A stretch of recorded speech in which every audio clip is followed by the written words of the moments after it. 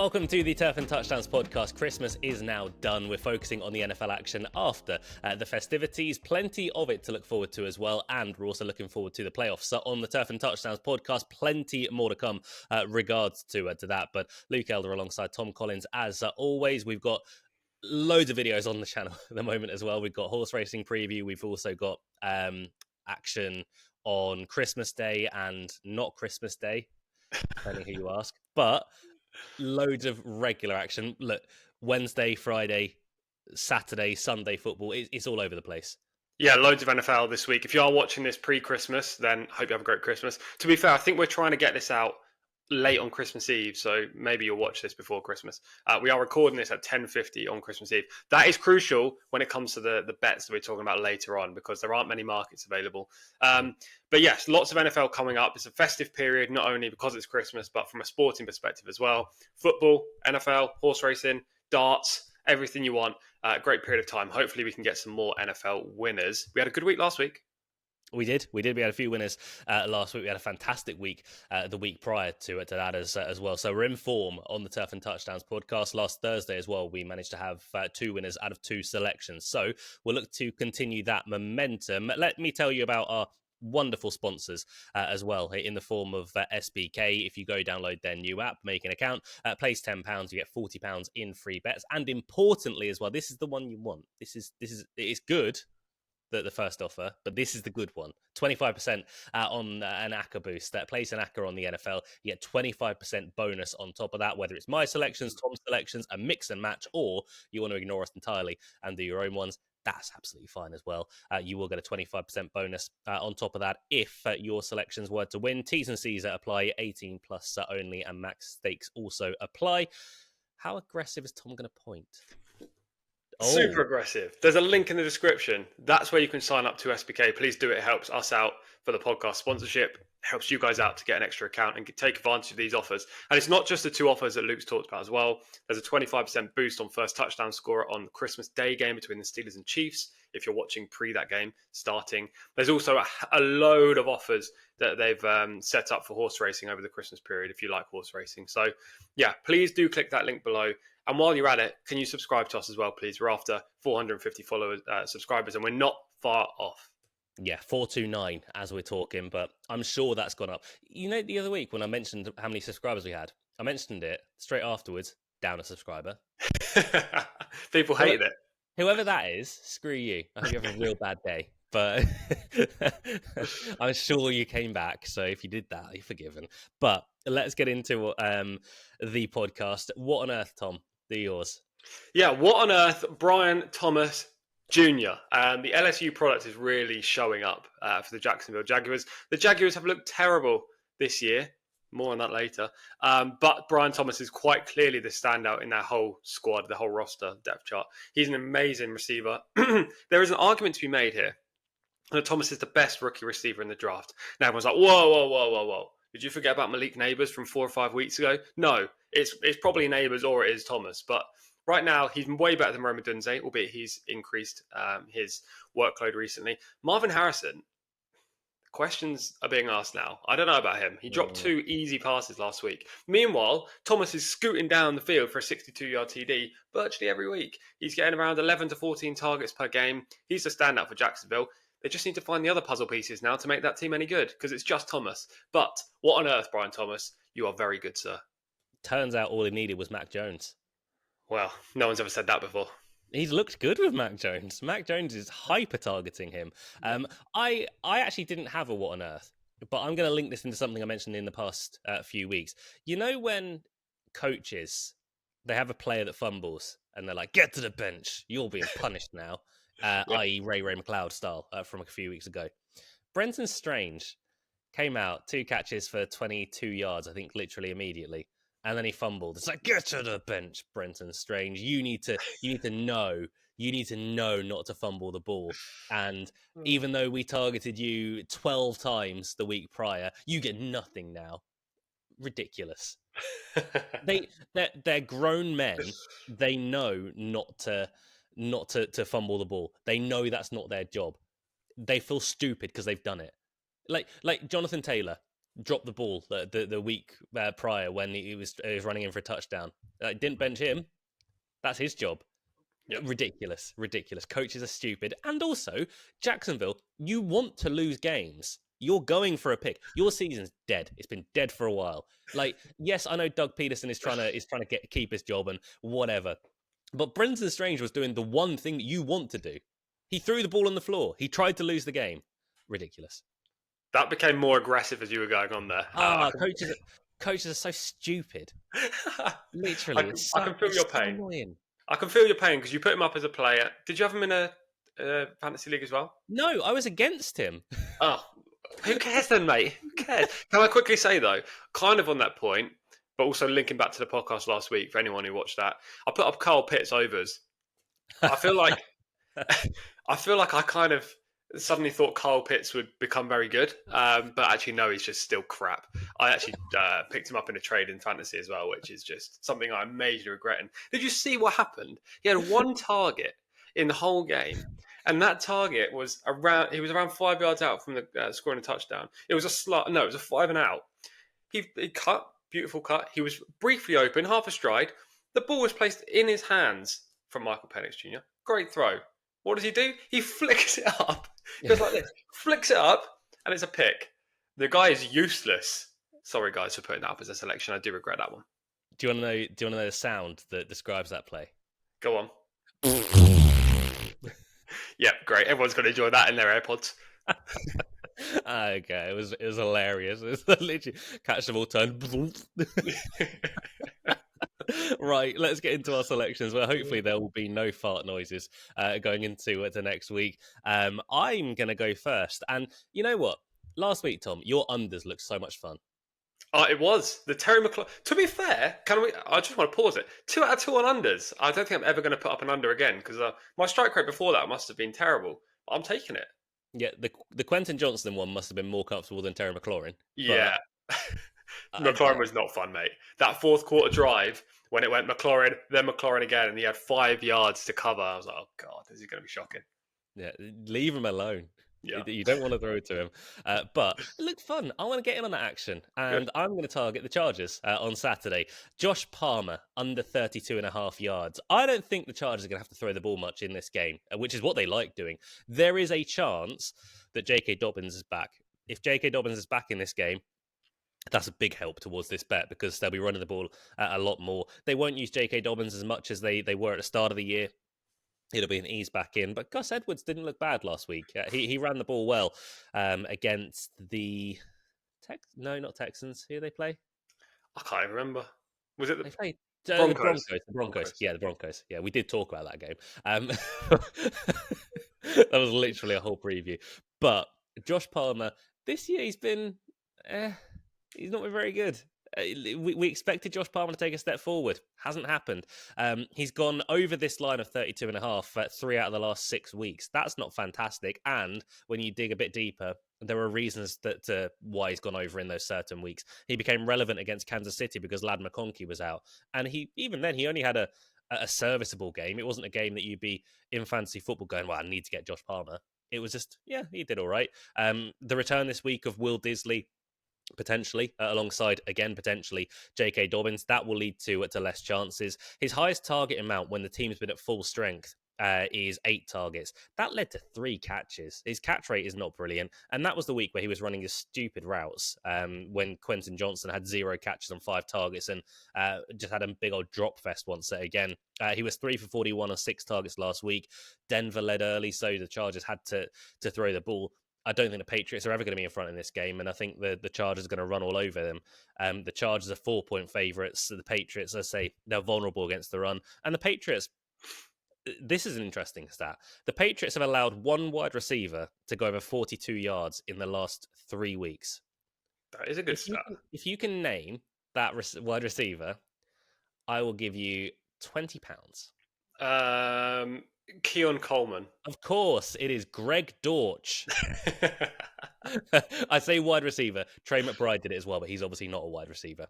But yeah, Greg Dortch, he got 60 yards. Other than that, a lot of it is because they're so bad against the run that teams just run all over them. But Michael Pittman got 42 yards, and that was that. So give me that Josh Palmer. under 32.5 yards. And I've just remembered, Tom, that we've got to do something at the top of the show.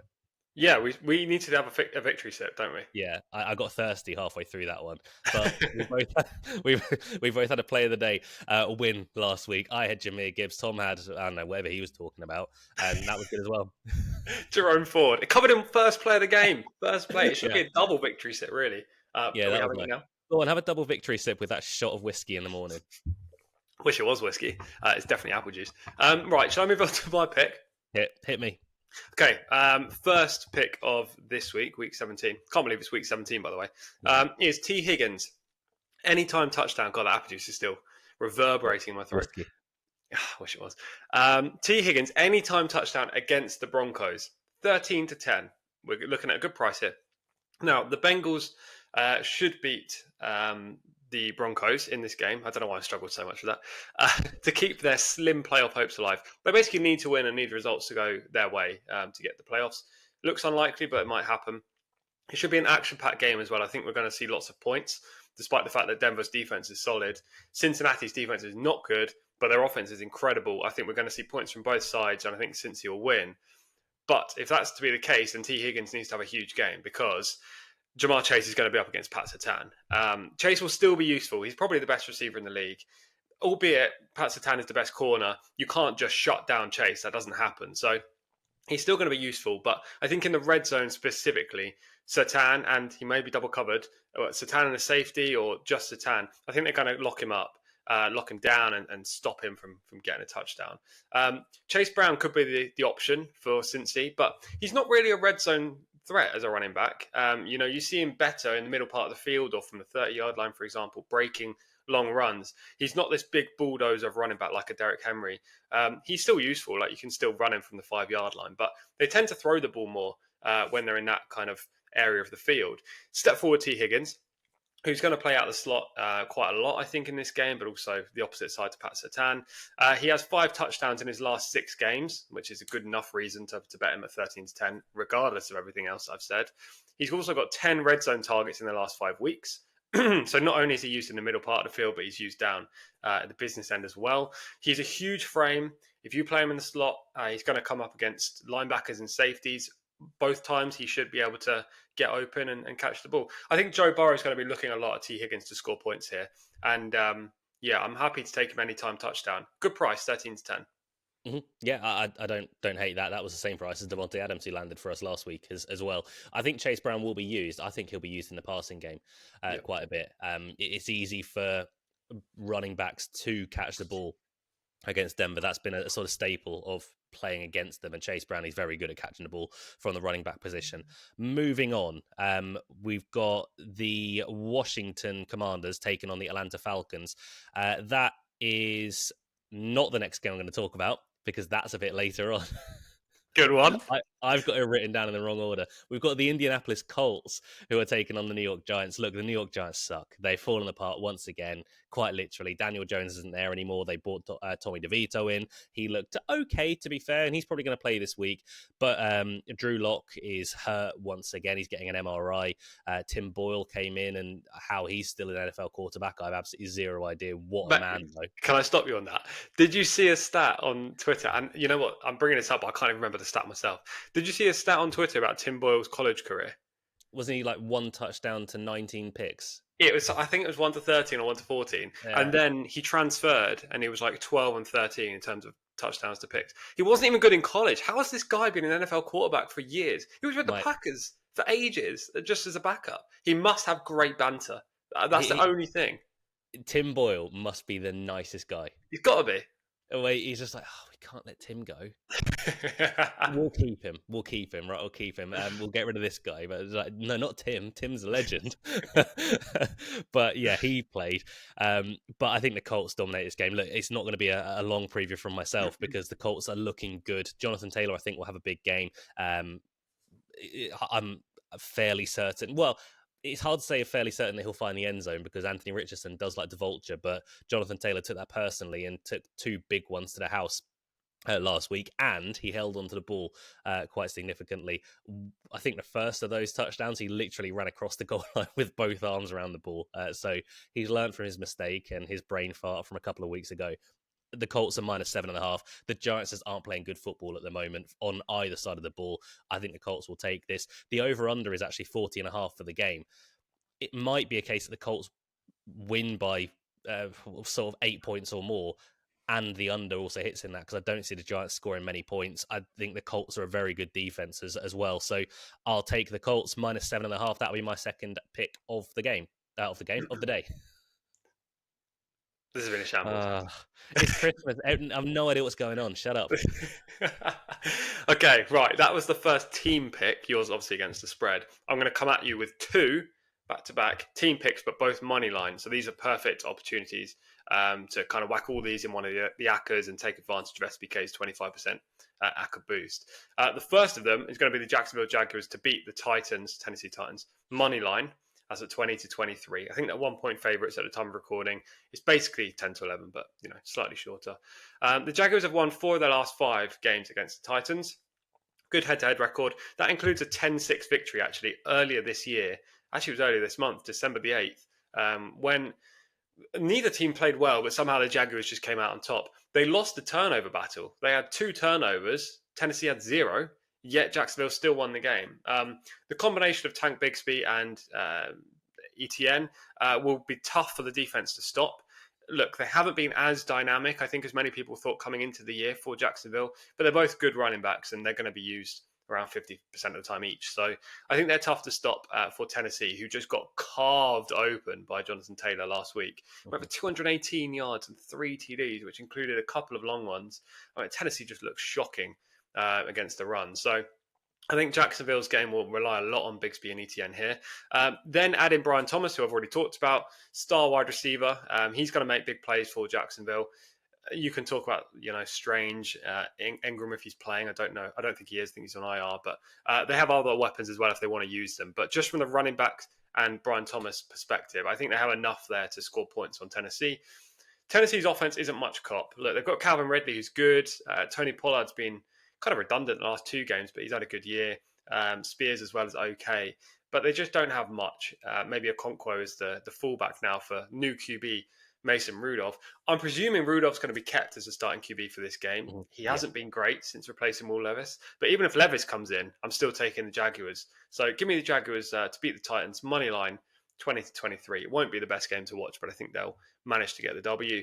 And then the next selection, third selection this week, is the Green Bay Packers to beat the Minnesota Vikings. Now, this is dangerous, isn't it, Luke? Because my record with the Packers this year, when I put up a bet regarding them to win or a player prop or against the spread, it's not worked out, has it?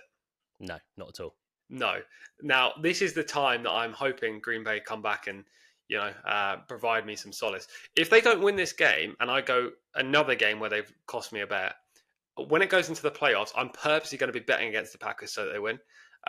So just heads up for everyone. The Packers to beat the Vikings money line is even money. The Vikings are favourites, but I'm taking the Packers. This is a great game. One of the best games of the week. The Vikings need to win to keep the NFC North playoff title hopes alive, but Detroit are going to win that regardless, I think. Both teams already qualified for the playoffs. It's just now about seeding. The Packers were so good against the Saints, albeit the Saints are a terrible team. The Packers were also extremely good against the Seahawks a couple of weeks back. The only real defeats for Green Bay in the last however many weeks have been against Detroit, and it happened twice. And I'm more than happy for us to lose against Detroit. They're the best team in football right now. These two teams played back in week 4. Vikings won 31-29, but Green Bay threw it away. Quite literally, Jordan Love had 3 interceptions. Narveson missed 2 chip shot field goals. I'm glad to see the back of him. He's now with Tennessee. How has this guy got a gig? He can't kick the ball straight. But the Packers basically should have won that game if there weren't as many turnovers and actually if we can kick the ball. Now, I believe they're going to get their revenge. They're not going to want to lose to Minnesota again. Josh Jacobs has been excellent all year. Jaden Reed has been very good, albeit a bit annoying for fantasy managers. Christian Watson's going to have a good game here as well. Romeo Dobbs is solid. I think Tucker Kraft will be used a lot against Minnesota. And there'll probably be a lot of points. They'll go back and forward. But I think Green Bay will come out on top in this crucial game. Give me the Packers and give me a win, please. For Christmas. What could possibly go wrong? I'm going to jump into my selection because we're going to see Santa soon, so I need to rattle through this. In a market that is a weird one, in the total touchdowns in the game market, Washington, Atlanta, I kind of gave that away earlier on. Over 5.5 touchdowns in the entire game, 27-20. The Commanders' offense has been cooking at the moment. I kind of hope this bet doesn't land because I'm against Jaden Daniels in the fantasy finals. But Washington scored 5 and 6 touchdowns within the last 3 weeks in separate games. Washington and New Orleans teamed up for 4 touchdowns 2 weeks ago. New Orleans suck. They're not a good team at the moment. Everyone's hurt there. It's not really their fault on that part. But the Falcons also scored 4 touchdowns last week. That was when Michael Penix came in with his debut game. And Kyle Pitts also had a touchdown, and he just, as we say, farted it to the other team. It was a terrible play from Pitts, and it could have been so much better. Both offenses are clicking. Michael Penix, look, I know he didn't score well in fantasy, but he looked good last week, and he looked like he could move the ball, so that's going to be no problem. I think Drake London will be okay in this game, so that's going to be a bit of a help as well. Bijan Robinson looked his fantastic best. I think Washington and Atlanta, this will be a bit of a score fest, and over 5.5 touchdowns in the game, that's 27-20. It's a market you don't often see, Tom, but I quite like it.